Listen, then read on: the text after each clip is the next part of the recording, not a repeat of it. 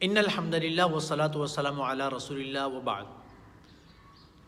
بہت اہم چیزیں ہیں، دو چار وہ آپ سے عرض کر دیتا ہوں کہ آج کل بہت سارے لوگ پریشانی میں مبتلا رہتے ہیں کہ ہمارے یہاں گھر میں برکت کیوں نہیں، ہمارے یہاں پریشانیاں کیوں زیادہ آ گئی ہیں، ہمارے ساتھ یہ مسئلے مسائل کیوں زیادہ ہو رہے ہیں۔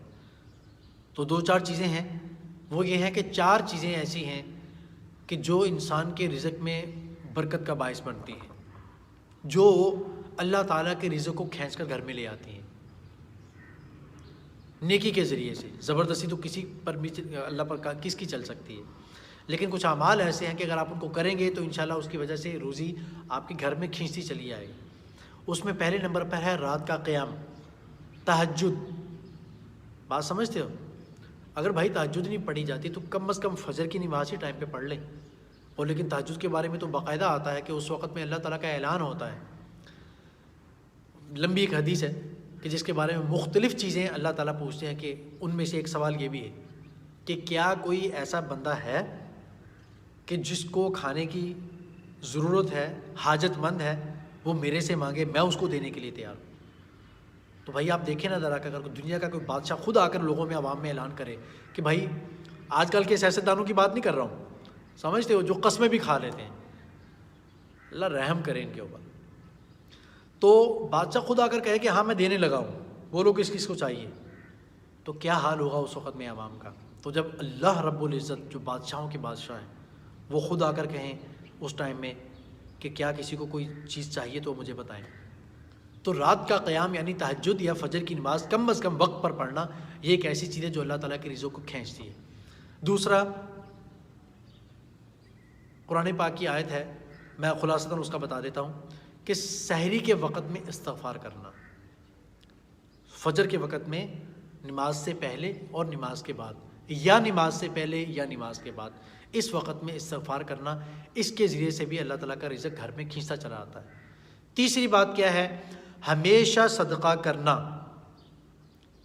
اللہ بہت غیرت مند ہے، جب آپ صدقہ کرتے ہیں تو وہ اللہ تعالیٰ اس کو ریٹرن کرتے ہیں دوبارہ، جتنا آپ کریں گے وہ بڑھتا جائے گا، بڑھتا جائے گا۔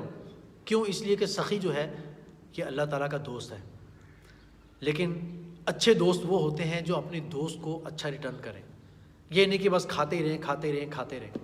جب دوست ایک چیز کھلاتا ہے نا، وہ کہتے ہیں اچھا آج آپ نے چائے پلائی تھی نا، میں چائے کے ساتھ پاپے بھی کھلاؤں گا کل کو۔ اب اس نے چائے کے ساتھ پاپے کھلا دی اور دوسرے دن سوچتا ہے اچھا کل میں اس کو چائے پلاؤں گا، ساتھ میں پراٹھا بھی انڈا بھی آئے گا ساتھ میں، دونوں مل کے پھوڑیں گے بیٹھ کے۔ تو یہ ایک ریٹرن ہو رہا ہے۔ اور اللہ تعالیٰ تو سب سے زیادہ غیرت مند ہے، اللہ تعالیٰ کو تو ناشتے واشتوں کی ضرورت نہیں ہے، لیکن پھر اللہ تعالیٰ کیا کرتے ہیں کہ اس کو بہت زیادہ بڑھا کر دیتے ہیں جس کا انسان گمان بھی نہیں کر سکتا۔ اور سخی اللہ تعالیٰ کا دوست ہوتا ہے۔ شیطان، دیکھیں شیطان انسان کو سخاوت سے بہت ہٹاتا ہے۔ وجہ کیا ہے اس کی؟ کیونکہ نیکی جو ہے نا، نیکی وہ انسان کی اپنی ذات کی حد تک محدود ہے۔ جس نیکی کر رہا ہے، نماز پڑھ رہا ہے، روزہ رکھ رہا ہے، اس کی اپنی ذات کو فائدہ ہو رہا ہے، لیکن جب وہ صدقہ کرتا ہے تو اس کا فائدہ دوسرے لوگوں تک پہنچتا ہے۔ تو شیطان سخی آدمی سے بہت ڈرتا ہے کہ یار یہ آدمی ہے، اس کو کس طریقے سے کنجوس بناؤ تاکہ جہنم میں چلا جائے۔ اور چوتھی چیز یہ ہے کہ دن کے شروع اور آخر میں اللہ تعالیٰ کا ذکر کرنا۔ جب آپ صبح اٹھتے ہیں، الحمدللہ الذی احیانا بعد ما اماتنا والیہ النشور، یہ سب سے مختصر ہے، لیکن اس کا مطلب یہ بھی نہیں کہ بس یہ کر لو اور باقی سارا چھوڑ دو، نہیں۔ آپ اپنے ہاتھ میں ایک تسبیح رکھا کریں ہمیشہ کے لیے، کہ کیا پتہ زندگی میں کبھی روح نکل جائے، آپ کی روح نکلے اور تسبیح آپ کے ہاتھ میں ہو تو سبحان اللہ۔ تو جب قیامت میں آنکھ کھلے گی، اللہ تعالیٰ اٹھائیں گے، تو امید کی جا سکتی ہے کہ اسی طرح کی تسبیح آپ کے ہاتھ میں ہوگی، یا کچھ اور اس کا الٹرنیٹ ہوگا جس سے صاف پتہ چل رہا ہوگا کہ جب یہ مرا تھا، دنیا سے گیا تھا، وفات ہوئی تھی اس کی، تو یہ ذکر کر رہا تھا۔ تو دن کے شروع کے حصے میں اور دن کے آخر کے حصے میں اللہ تعالیٰ کا رزق کھینچنے والی چیز یہ ہے کہ ہم اللہ کا ذکر کریں۔ یہ چار چیزیں ہو گئیں۔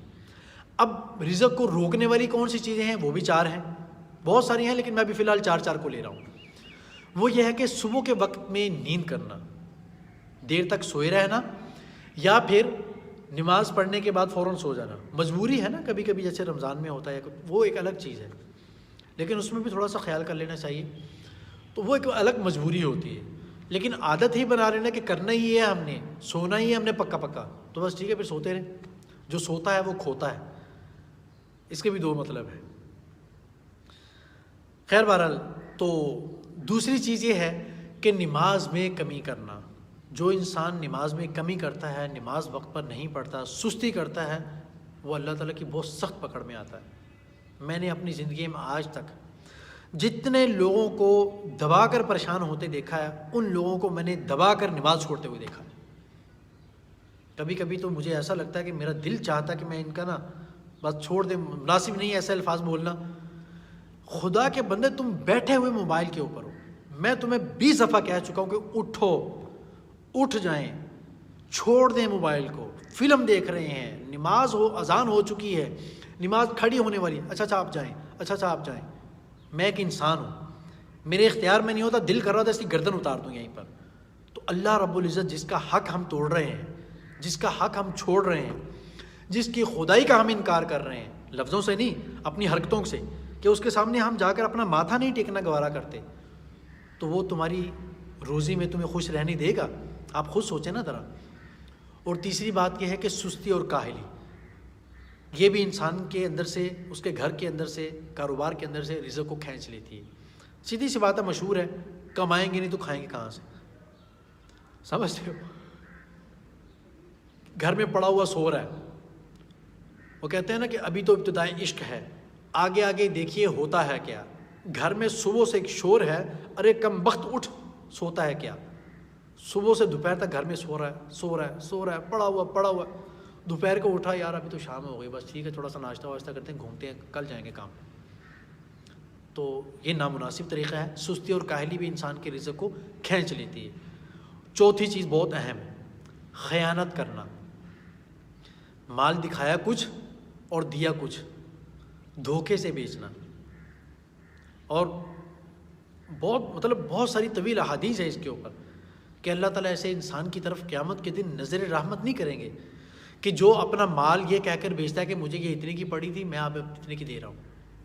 کچھ تو ایسے بھی کہہ رہے تھے، بھائی مجھے یہ 50 کی پڑی تھی، میں 40 کی دے رہا ہوں.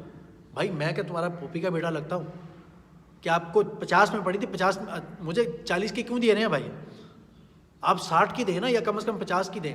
جھوٹ بولنے کی کیا ضرورت ہے؟ خاص طور پر وہ چیز جس میں خراب ہونے کا اندیشہ نہیں. آپ اس کو سال بھی رکھیں گے تو ویسی کی ویسی رہے گی، لیکن ہو سکتا ہے سال کے اندر اس کے ریٹ اور اوپر چلے جائیں. آپ مجھے 40 کی کیوں دے رہے ہیں؟ جھوٹ کیوں بول رہے ہیں میرے ساتھ؟ تو یہ ایک ایسی چیز ہے، خیانت کرنا، دھوکہ دینا، جھوٹ بولنا، جو انسان کے گھر سے رزق کھینچ لیتا ہے. اللہ تعالیٰ ہمیں ان چیزوں سے بچائے جو رزق کو کھینچنے سے روکنے والی ہیں. اللہ تعالیٰ ان چیزوں پر ہمیں عمل کرنے کی توفیق دے جو اللہ تعالیٰ کا رزق کھینچتی ہیں، اور ان چیزوں سے اللہ تعالیٰ ہماری حفاظت فرمائے جو رزق کو آنے سے روکتی ہیں.